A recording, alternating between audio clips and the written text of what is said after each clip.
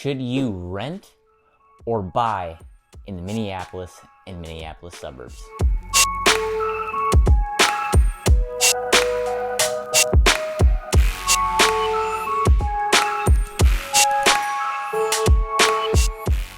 What's going on, everybody? Jade here again. Thank you so much for tuning into my channel. If this is your first time, let me remind you that I am a licensed realtor in the state of Minnesota. I'm helping countless families move within the state or relocate from across the country and get into a perfect home in the Minneapolis and surrounding suburbs that will set them up for future success. If I can be of any help to you or your family, please reach out to me anytime. My name, number, and email will be on the screen, and I would love to connect with you. All right, so should you rent or should you buy? This is a question that I get asked literally all the time. And to me, that's such a personal question, and it really comes down to a lot of factors. And trust me when I say it, I am a licensed real estate agent, and I see all of the media, I see all of the other real estate agents always giving you a reason for why you should buy. As a licensed professional, someone who literally makes their living off of selling homes, you do not need to buy a home if you do not want to, or if it is not the right decision for you. You're going to be just fine if you don't buy a home as well. I just want to clear the air on that, because you see so many people pitching you, interest rates are up, here's why you need to buy. Interest rates are down, here's why you need to buy. There's always a reason to buy. And I'm here to tell you that is just not true. And it really does come down to whether or not it's the right decision for you and your family. Some of the questions that you should be asking yourself, though, is why do you want to buy a home? Do you have enough cash? Do you have savings? Do you know the areas that you'd want to live in for sure? Are you expecting to at least be in the state or in that area for the next few years? Or does your job require you to move around a lot? Those are some of the questions that you should ask yourself. Living in a rental for a few years or for a little bit can be a really smart decision. One, if you're going to be moving around a lot, maybe your job requires you to go to different states or different parts of the state, right? You don't want to be owning a home and having to move all around. Maybe you need the flexibility.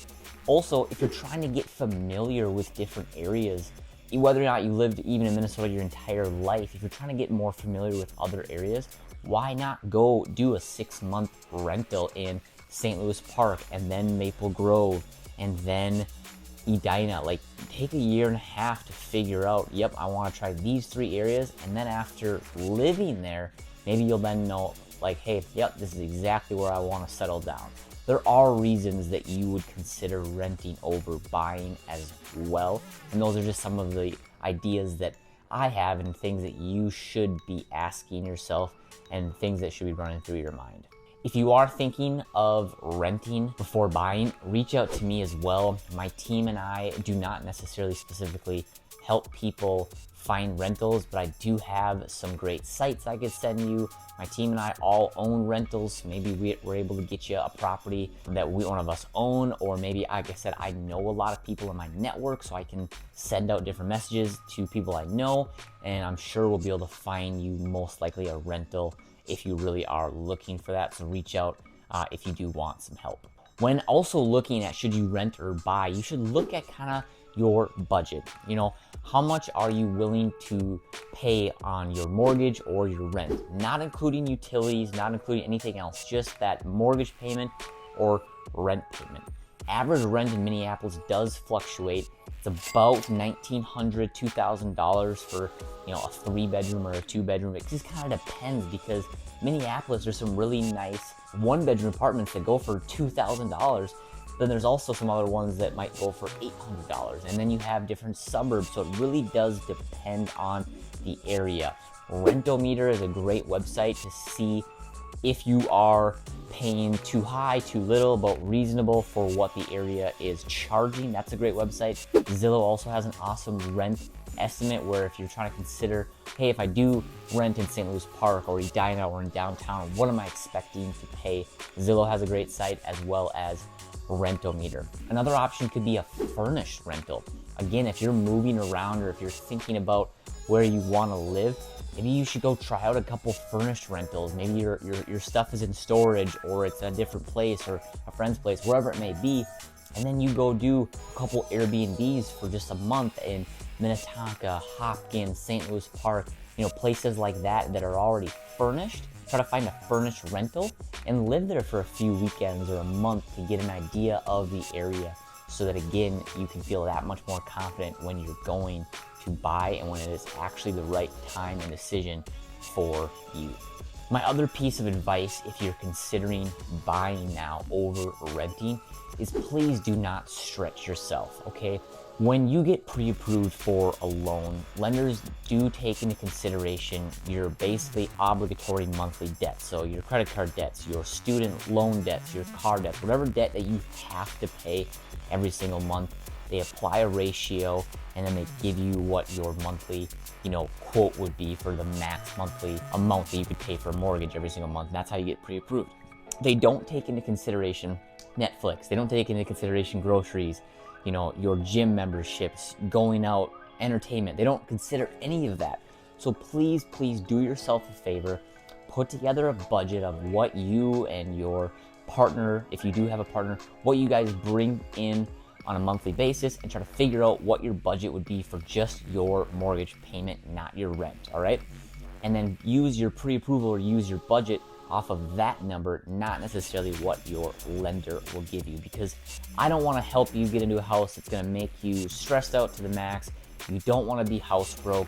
You're going to get farther ahead faster financially if you're in a house that does not stress you out to the T and does not make you mortgage broke, or you're not able to do literally anything else, and you're not able to invest your money in other revenue generating opportunities as well, whether it's the stock market, bonds, doesn't matter, whatever it is. But just, you don't want to have all of your eggs in that mortgage payment. You want to have some flexibility, so please do not push yourself. Also, if you are thinking about where you're going to find the cash to buy that home, there are some awesome programs out there that give you some additional cash funds to help you fund that purchase. And something else to think about or know is that a lot of people think first-time homebuyer programs are 3-5% kind of lower down payment programs, but that's actually not true. You can buy your fifth house with 5% down if you choose. It's not like you buy your first house with 5% down, and then as soon as you buy your second house, you're required to put 20% down or more. That's not true at all. First-time homebuyer programs are different. They're lender credits, or they're the cash programs that I'm talking about. Something that my wife and I took advantage of when we were looking to buy our first home together was, one, we wanted to be in an area that was super awesome for us, close to downtown for me, for my office, close to her work. We also, for that first home, did not want to push ourselves too much from a budget standpoint. We wanted to make it super easy, and we wanted a payment that we were really comfortable with. So something that we did was we were able to get this loan program through a bank and a lender that I work with here in the Minneapolis area that actually gave us up to $17,000 in free money. Yes, that's free money. The only catch was that a chunk of that was going to be basically counted towards one of our incomes, and we were going to have to pay tax on that. But literally, we got into this new home. We paid $263,000 for it. It's a townhome. We got into it for $2,000 out of our own pocket. We were able to negotiate the sellers to pay for all of our closing costs, a 3% seller paid. I got a 1-year home warranty covered. I got it under list price, and then I also got the lender to pay the cash for us that literally required us to only bring $2,000 to the closing table. So really, my wife, actually how it worked out was she paid like $3,000 of earnest money, I believe, and then we actually got a check back at closing for $1,000 when we signed the closing statement. So it's an awesome program. I'd be happy to connect you with that lender if that's something that you're looking for, is some additional cash. Now, there are some income requirements, there are some requirements around it, but it's still an awesome program that could be useful if you're thinking about how you can generate more cash to get into a house. A few other things to consider is your closing costs. When you're looking to buy, not just your down payment, you're gonna have closing costs. Closing costs are generally 3% of the purchase price, and this includes your appraisal, this includes your title work, this includes your lender fees, but it also includes your taxes and insurance that you have to pay up front. Most lenders, they're all different how they structure it, but most lenders require up to 3 to even 6 months of taxes and insurance paid up front. And then when you continue to pay your mortgage payment, your taxes and insurance are always 3 to 6 months paid in advance. They do this basically so that if you would ever foreclose on the property and you're not able to make the payments and the property goes back to the bank, they know that they have the taxes and insurance covered for the next few months while they try to get rid of the property. So your down payment might be 3%, 5%, 10%, whatever it may be that you're considering, but also know that you're gonna have to also think about and come with more cash to closing of that 3%. So you're gonna have maybe, if you're putting 10% down, really you're gonna have 13%. You're gonna need 3% additional cash to cover those closing costs. Some situations we are able to get the sellers to pay for all of those closing costs, like that's what happened to me and my wife. That is something that we can talk about, and if the situation is right, I highly, highly recommend doing that so that you can preserve your hard-earned cash. Finally, the last thing to know about is, when do mortgage payments start? That's another question that I get a lot. Is it right when I close? Do I have a mortgage payment the next month? Actually, no, that's not true. If you close on a property, say in January, your first mortgage payment is actually not until March. There's always a month after you close that's kind of that grace month.